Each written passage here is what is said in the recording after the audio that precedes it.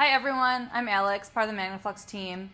If you're passionate about liquid penetrant inspection, be sure to subscribe to the Magnaflux channel to get notified about our latest content. Today we are going to perform and evaluate a sensitivity test between Type 1 Method AW Level 1 penetrants.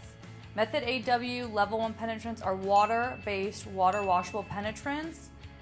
Today we're going to be performing the sensitivity test with Magnaflux's ZL425, which is a water-based fluorescent penetrant, as well as a competitor product, which we have labeled here A.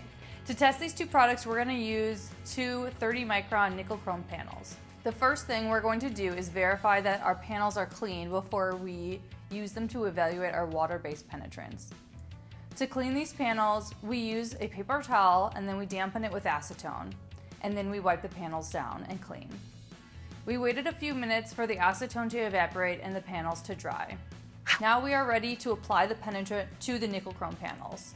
Again, these are 30 micron nickel chrome panels.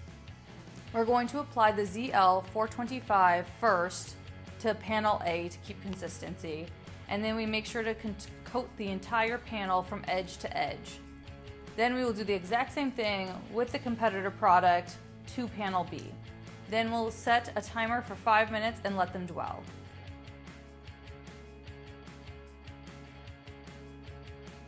Our 5 minutes of dwell time has now ended, so we're going to transfer our nickel chrome panels to our wash station.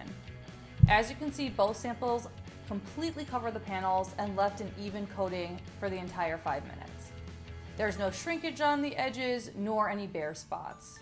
So next we're going to evaluate these samples under UVA LED lights, and today we are using the EV6000, which is a handheld lamp.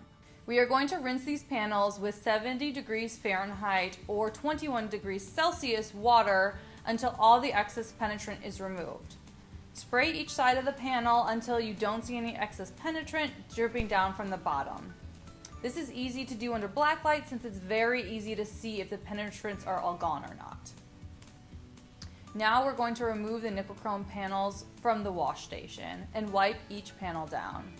We are wiping down each panel to remove any excess water and prevent water spots as they interfere with the development of indications. The next step in the process is to thoroughly dry the panels after rinsing them.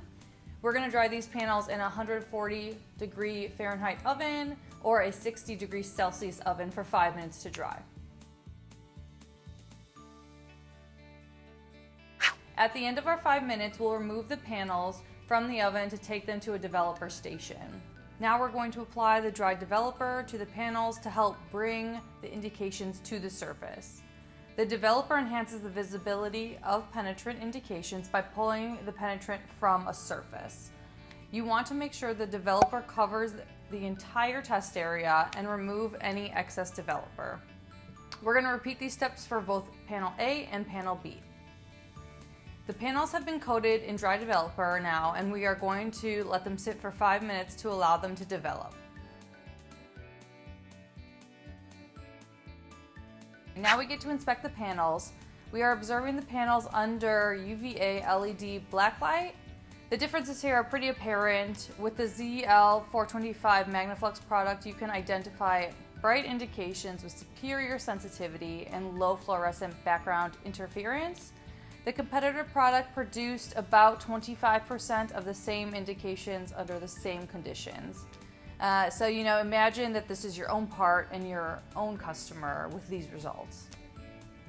Be sure to comment any questions you guys have and like this video if you want to see more comparison videos.